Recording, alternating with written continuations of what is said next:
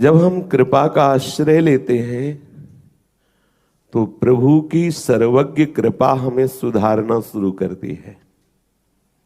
वो हमें अनुकूलता ही दे ऐसे भ्रम में मत रहना। कभी कभी हमें बहुत प्रतिकूलता की आवश्यकता होती है, पर हम देहाभिमानी होने के कारण इस बात को स्वीकार नहीं करते। हमें भगवत प्रेम में डुबोने के लिए अहेतुकी कृपालु प्रभु प्रतिकूलता देते हैं। सूक्ष्मता से विचार करो, जैसे नमक के समुद्र के प्रवाह में पड़ जाएं तो जब तक आप निकलेंगे नहीं तब तक आपको उस नमक के समुद्र का अवगाहन करना ही होगा। ऐसे ही हम दुखालय समुद्र में फंस गए। ये दुख समुद्र है, भव समुद्र है संसार, चाहे भक्त हो चाहे अभक्त, दोनों इसमें जन्म लिए हैं। जो भक्त है वो इससे विरति को प्राप्त होकर प्रभु से रति करने के कारण उस दुखद परिस्थितियों को भगवत कृपा का स्वरूप अनुभव करके आनंदित होता रहता है। पर ऐसा नहीं कि उसके जीवन में दुखद परिस्थितियां ही नहीं आती, बड़ी भयानक परिस्थितियां दुखद आती हैं। बाहर से ऐसी प्रतिकूलताएं, अंदर से ऐसी प्रतिकूलताएं, दोनों को सहता हुआ वो भगवत चरणारविंद की तरफ आगे बढ़ता है। तो प्रभु के श्री चरण परम शीतलता प्रदान करने वाले त्रैताप नशावन हैं। उनका चिंतन होने के कारण ये दुखालय उसे दुख नहीं पहुंचा पाता। पर ऐसा समझा जाए कि उसे दुख नहीं घेरता, ऐसी बात नहीं है। बड़ी बड़ी विषम परिस्थितियां उसके जीवन में आती हैं। इसलिए आप कृपा पात्र हैं, कृपा का आश्रय लिए हैं, तो कभी अनुकूलता कभी प्रतिकूलता, दोनों कृपा के पक्ष हैं। हमारे प्रभु जिस समय जैसा चाहेंगे वैसा हमें देंगे। हमें हर समय देखते रहना कि है मेरे ऊपर कृपा, मैं समझ नहीं पा रहा। ये बहुत सूक्ष्म विषय है।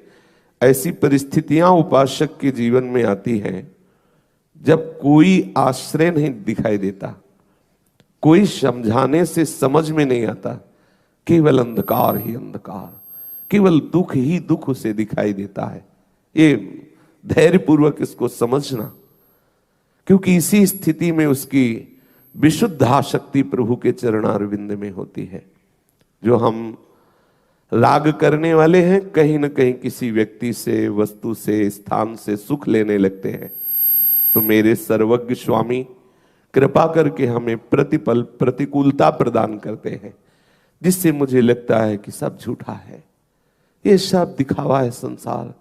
भागो, यहां तुम्हारे हृदय को कहीं शांति मिलने वाली नहीं। भागो, यहां तुम्हारा कोई नहीं है। भागो, यहां सब स्वार्थ का जाल बिछा हुआ है। ये विवेक तभी मिलता है जब आपके सामने प्रतिकूल परिस्थिति होती है और आप उस राग को छोड़ना, जो बड़े बड़े योगी जन योगाभ्यास से छोड़ना चाहते हैं, नहीं छोड़ पाते, वो आप सहज में राग मुक्त हो जाते हैं। बड़ी कृपा हुई। पर ये कृपा का अनुभव आपको बाद में समझ में आएगा। पहले तो यदि आप कमजोर हैं तो फिर लड़खड़ा जाएंगे। भगवत कृपा से सत्संग मिला है, प्रायः रोज चर्चा वही होती है। इसलिए इस बात को हृदय में बैठा लीजिए। आपके जीवन में ऐसी परिस्थितियां आएंगी, ऐसे व्यक्ति मिलेंगे, ऐसी घटना घटेगी जो आपको प्यारे प्रभु से जोड़ने वाली होगी, पर आप समझ नहीं पाएंगे। लगेगा ये तोड़ने के लिए है, लगेगा ऐसा प्रभु क्यों कर रहे हैं, लगेगा वो सामने वाला ऐसा क्यों कर रहा है। इसका कोई उत्तर नहीं है। बिना अपराध के तुम्हें गालियां मिलेंगी, पहले से संबोधन कर रहे हैं। सच्ची मानिए, बहुत दुखद संसार है।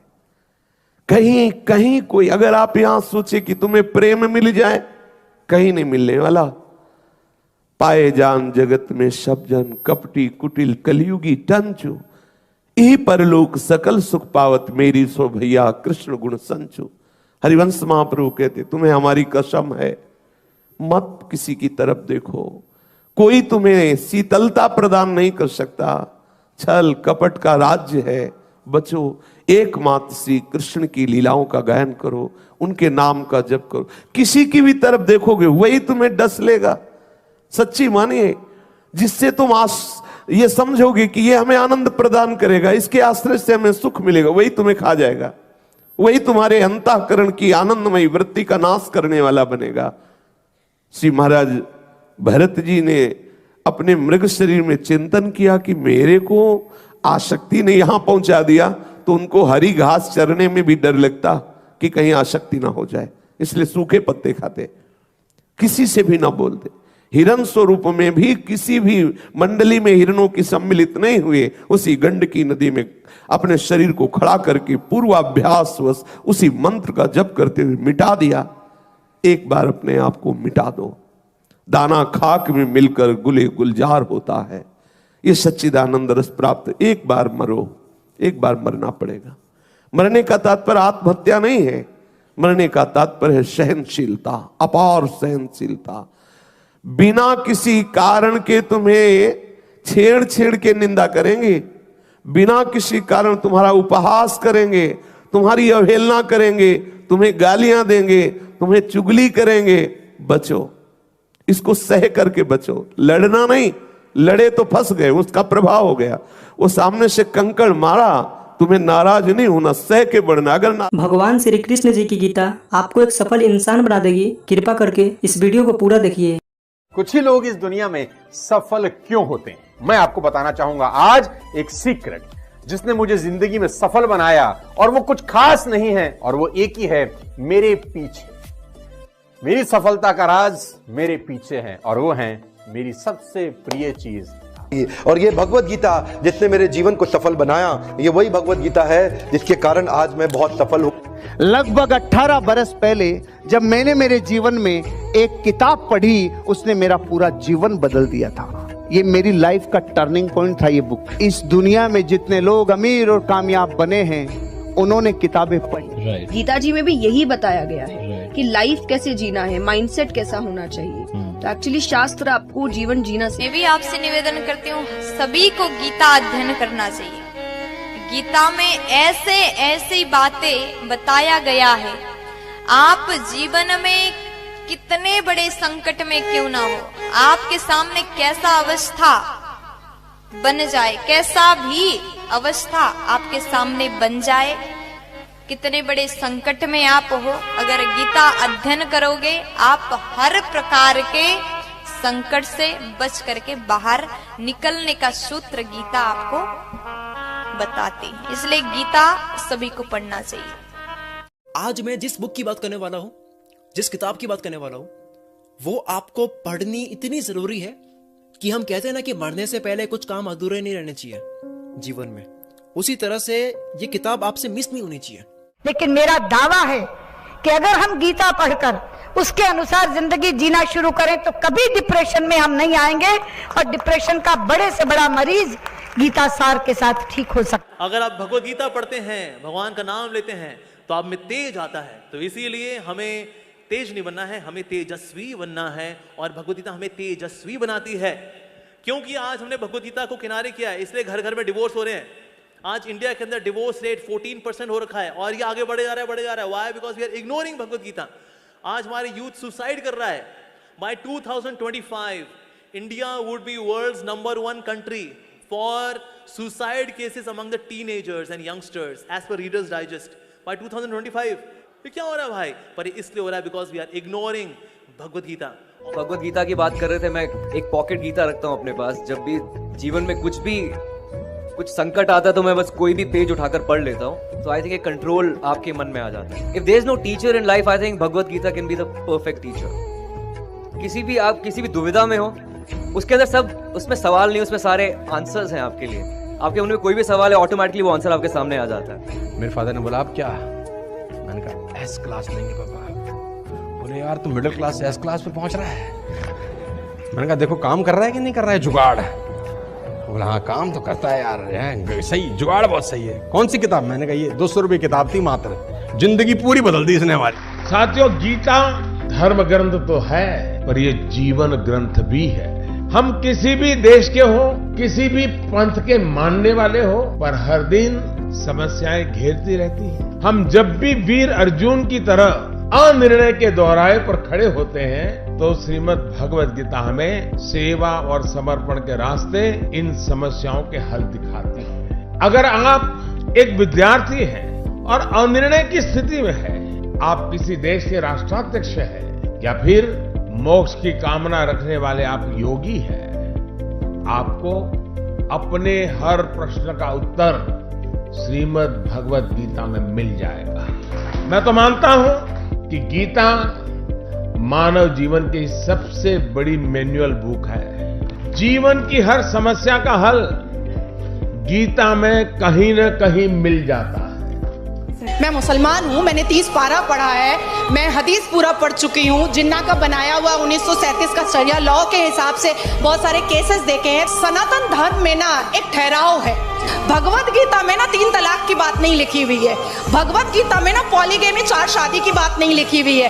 भगवत गीता में ना निकाह मुत्ता की बात नहीं लिखी हुई है कि 1 घंटे के लिए सेक्स करो और छोड़ दो तलाक दे करके। ये भगवत गीता नहीं बताता है। भगवत गीता इंसान की जिंदगी को एक रास्ता दिखाता है, लेकिन वहीं पर on the other hand Quran में लिखा हुआ है तलाक देना, खुला लेना, 4 शादियां करना, 10 बच्चे पैदा करना। इन सभी ने आपको गीता जी और बुक्स पढ़ने की वैल्यू बताई है और इसी को देखते हुए हमने आपके लिए एक बुक बनाई है। ये बुक PDF फॉर्मेट में है। इस बुक में हमने दुनिया की महान 16 बुक्स की समरी बताई है। इन 16 बुक्स में से एक बुक श्रीमद् भगवत गीता जी भी है और सोनू शर्मा जी द्वारा बताई गई वह बुक भी है जिसे पढ़कर वो अमीर बने। हर्षवर्धन जी की द्वारा बताई गई बुक भी इन 16 बुक में से एक है। इस बुक को पढ़ने के बाद आपको सब मिलेगा जो आप अपनी लाइफ में चाहते हैं। गीता जी के साथ में हमारे बुक का कवर पेज भी है ताकि आप हम पर विश्वास कर सकें। इस बुक में टोटल 1248 पेजेस हैं। ये बुक आपकी पूरी जिंदगी बदल देगी। ये बुक आसान हिंदी भाषा में है। इसको आप सिर्फ मोबाइल और लैपटॉप में ही पढ़ सकते हैं। इन 16 बुक्स की टोटल मार्केट वैल्यू 5400 रुपए है, लेकिन इस बुक का price movie ticket, mobile recharge, Netflix membership से भी कम है। सिर्फ और सिर्फ 199 रुपीज। इतने पैसे तो आप किसी चीज को खाने या मौज मस्ती में ही खर्च कर देते हैं। हम आपको 10 डेज मनी बैक गारंटी भी देते हैं। अगर आपको यह बुक अच्छी ना लगे तो हम आपके सारे पैसे लौटा देंगे, वो भी 10 दिन के अंदर। If you want to read a book, तुमको कोई लोन लेने का जरूरत नहीं है। मजे की बात तो ये है,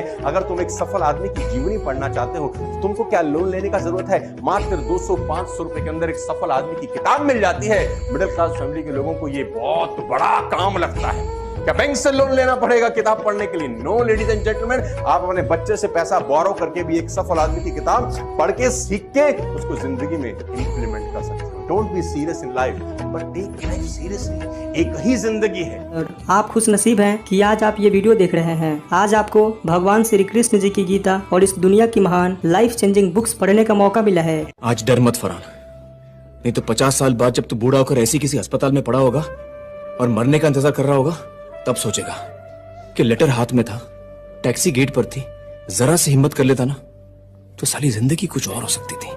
अगर आपको इस बुक को पढ़नी है तो हमें इस WhatsApp नंबर पर मैसेज करें। धन्यवाद।